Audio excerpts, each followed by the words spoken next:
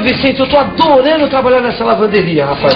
O único empecilho é que quando essas secadoras e esses ferros estão ligados todos ao mesmo tempo, faz um calor danado. Ah, isso faz mesmo, viu? Faz calor mesmo. Mas ainda bem que existem esses dispositivos que transformam energia elétrica em calor, viu? Ainda bem. Isso é, viu? E você, gostaria de saber como é que isso aqui funciona? É, porque lembre-se, hein? Esse processo aqui é um dos princípios de vários eletrodomésticos que facilitam a nossa vida. Na teleaula de hoje, você vai ver como a energia elétrica pode ser convertida em calor. Além de descobrir a definição de resistência elétrica, você vai aprender o que é a lei de Ohm, uma importante lei dentro da eletricidade. E você vai entender o que são os resistores lineares e não lineares, e como eles se associam, em série ou em paralelo. E aí, pessoal, tudo certo? Olha, vamos esquentando as turbinas porque a teleaula de hoje vai pegar fogo, meu amigo. Vamos nessa.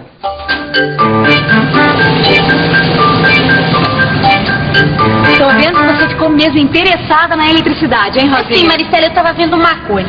A gente viu que corrente elétrica são cargas que se movimentam, certo? Certo. E que essas cargas se movimentam de um ponto para o outro porque existe um campo elétrico, não é isso? Certo. Agora, essas cargas também se movimentam quando existe uma diferença de potencial, não é? É isso mesmo. Na verdade, esses são dois jeitos diferentes de explicar a mesma coisa, Rosinha. Dá só uma olhada, olha só. Quando eu solto essa bolinha, olha, ela vai em direção ao chão porque existe um campo gravitacional. Certo? Ou nós podemos dizer que ela cai porque existe uma diferença de potencial gravitacional entre o ponto mais alto, que é essa minha mão que está em cima, e o ponto mais baixo, que é essa minha mão que está aqui embaixo. Ah, eu já saquei, Maricela. Ó, aqui no condutor elétrico, nesse fio, por exemplo, as cargas se movimentam, formam uma corrente elétrica porque existe um campo elétrico. Ou dá no mesmo dizer que as cargas se movimentam porque existe uma diferença de potencial. E a diferença de potencial é a explicação mais adotada no estudo da eletricidade, por ser mais simples. Olha, lembre-se que a diferença de potencial tem uma unidade, o volt. Por isso é comum a gente chamar a diferença de potencial de voltagem. Eu estava lendo aqui nessa revista um artigo sobre linhas de alta tensão. Fiquei imaginando, se a diferença de potencial é que faz com que as cargas se movimentem e criem uma corrente elétrica, qual será a relação entre as duas? Isto é, entre a diferença de potencial e a corrente elétrica. Foi esta dúvida que inspirou uma das mais importantes leis da eletricidade, a lei de Ohm. Foi a partir da lei de Ohm que os cientistas conseguiram demonstrar matematicamente que os condutores têm resistências diferentes. Ou seja, alguns corpos resistem mais à passagem da corrente elétrica do que outros. Foi um físico alemão chamado Georg Simon Ohm que descobriu a relação entre a corrente elétrica e a diferença de potencial. Ele definiu que a resistência de um corpo era dada pela razão entre a diferença de potencial aplicada a esse corpo e a corrente elétrica que o atravessa. Ohm chegou à seguinte definição: R, que representa a resistência, é igual a V, que representa a diferença de potencial, sobre I, que é a corrente elétrica. O valor da resistência é dado pela unidade Ohm, cujo símbolo é a letra grega ômega. Bom, como você viu, nós chegamos à definição de resistência. E a partir dela, podemos chegar finalmente à lei de Ohm. Dá uma olhadinha. Essa aqui é a definição de resistência que a gente acabou de ver. Multiplicando em cruz, a gente chega à lei de Ohm, uma equação que serve para entender vários fenômenos envolvendo eletricidade. Tá vendo? V é igual a R vezes I. Ô, Gil, Fala, Vicente. eu tô vendo você aí passar roupa, eu tava pensando uma coisa. Essa tal da lei de Ohm, ela vale para qualquer tipo de condutor? Vale sim, Vicente. Olha, você pega esse pedaço de fio aqui, por exemplo, e todo pedaço de fio que é percorrido por uma corrente elétrica tem uma resistência elétrica definida. Agora, essa resistência varia de fio para fio, entendeu?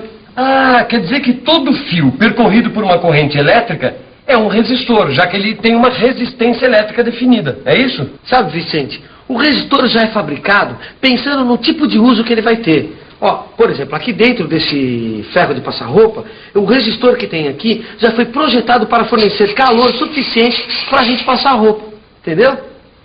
Ah, e é sempre bom lembrar que existem dois tipos de resistores, na verdade, né? O resistor linear e o resistor não linear, não é isso? É isso aí. Aliás, no seu livro, você vai encontrar a definição bem clara desses dois tipos de resistores. Dá uma olhada lá. Legal essa parte dos resistores, Maristela. Todo o corpo tem uma resistência à passagem de corrente elétrica. Ah, e o meu também é. Olha aqui. É, Rosinha, com a ajuda desse aparelho fica fácil medir a resistência elétrica do seu corpo. Mas e quando você não tem um aparelho como esse? Boa pergunta. Boa pergunta, mas é fácil de responder também. Para a gente descobrir esses valores, a gente precisa aprender a calcular a resistividade elétrica. Você já sabe que a resistência elétrica de um corpo está relacionada a maior ou menor facilidade com que uma corrente elétrica passa por ele. Bom, no caso de um fio condutor, como esse aqui, essa resistência depende de três grandezas. Do comprimento do fio, que é representado pela letra L minúscula, da espessura do fio, que a gente chama de área da seção transversal, e é representada pela letra S maiúscula, e do material de que é feito esse fio. Bom, sabendo tudo isso, a gente pode calcular a resistividade do fio. É só usar a cabeça. Vamos pensar um pouco? Vamos pensar um pouco. Vamos ver. O comprimento do fio é dado por L. A área da seção transversal por S. E a resistividade, que é uma constante, por ρ. Agora, como eu faço para descobrir o valor da resistência? Ah, já sei. Todos esses fatores podem ser relacionados assim. R igual a ρ vezes L sobre S. Aí, eu já tenho como descobrir o valor da resistência. E olha só, com essa expressão dá para descobrir o valor do ρ. Basta eu fazer as operações que eu chego nessa nova expressão. ρ igual a R vezes S sobre L. Pronto. E a unidade usada para resistividade, Rosinha, é ohm vezes milímetro quadrado por metro. Nossa, ohm vezes milímetro quadrado por metro? É, exatamente. E essa unidade é usada porque é mais prático usar milímetro quadrado para medir a espessura de um fio. Olha, sabendo essas duas fórmulas, a gente pode descobrir o valor da resistência de qualquer fio. Repare numa coisa importante, Rosinha. Quanto mais grosso o fio, ou seja, quanto maior a área de sua seção transversal, menor a resistência. E quanto mais comprido o fio, maior é a resistência. Ô, Gil, Fala. vamos dizer que eu precise de um resistor com um valor específico, que não seja fabricado. Como é que eu faço? Bom, aí tem dois jeitos. Ou você compra um resistor especial chamado reostato, ou você associa vários resistores até você chegar no valor que você precisa, entendeu? Ah, tá certo. O reostato é um resistor em que o valor desejado é obtido através de um contato deslizante. Mudar a posição do contato é a mesma coisa que aumentar o comprimento do fio ou do material que está sendo percorrido pela corrente elétrica. Bom, como nós já vimos, quanto maior o comprimento, maior a resistência. Agora, se você quiser associar... Ah, peraí que eu já sei. Existem dois tipos de associação de resistores. Associação em série e associação em paralelo, não é isso? Exatamente. Na associação em série, todos os resistores são percorridos pela mesma corrente elétrica. Vamos pegar uma associação em série qualquer. Para descobrir a resistência de todos esses resistores juntos, basta somar. É isso mesmo. Lembra da lei de Ohm? Pois é, você aplica essa lei, descobre a resistência elétrica de cada um e soma. O resultado é a resistência elétrica total dessa associação em série.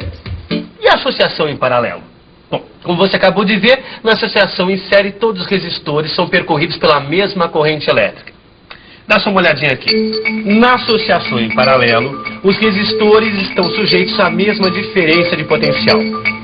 O cálculo da resistência elétrica total de uma associação em paralelo é um pouco diferente da associação em série. E para descobrir como é feito este cálculo, é só dar uma olhada no seu livro de estudos. Mas viu, Vicente? Cuidado, né, Gil? O ferro tá quente, não tá vendo que eu tô passando a roupa? Assim você vai acabar virando mais uma vítima do efeito Joule. O Vicente, depois que começou a estudar a eletricidade, ficou assim todo metido em efeito Joule e tal e coisa. Mas é isso aí, pessoal. Toda vez que um condutor está sob a ação de um campo elétrico, os elétrons começam a se movimentar. Só que se movimentam de uma maneira desordenada, entenderam? Pois é, eles se movimentam de uma maneira desordenada, mas preferencialmente no mesmo sentido. E é isso que cria a corrente elétrica. Agora, lembre-se, eles fazem uma movimentação desordenada. Eles não andam bonitinhos em fila indiana, muito pelo contrário. Eles vão se chocando uns com os outros e com a própria estrutura atômica do condutor. E o que acontece com essa intensa atividade dos elétrons? Acontece a geração de calor. Por isso que uma parte da energia elétrica que anda pelo condutor é transformada em calor. Não é? É isso aí. E o efeito Joule possibilitou os primeiros usos práticos da eletricidade. O chuveiro elétrico, a lâmpada incandescente e o próprio ferro de passar roupa. É graças ao efeito Joule que essa lâmpada acende, ó. Seu filamento atinge temperaturas tão altas que passa a emitir luz. É isso aí, Rosinha. Existe uma importante relação entre energia elétrica e calor. E no seu livro você estuda essa relação direitinho, não perca. Depois da teleaula, procure no seu livro. Agora, por enquanto, é importante você saber que a partir da relação entre energia elétrica e calor, fica fácil descobrir a potência envolvida no deslocamento de uma carga através de um condutor. Observe o esquema do deslocamento de uma carga por um condutor. A expressão da potência já é conhecida. P igual a tal sobre delta T. Agora basta lembrar que o trabalho é igual a multiplicação da diferença de potencial pela carga.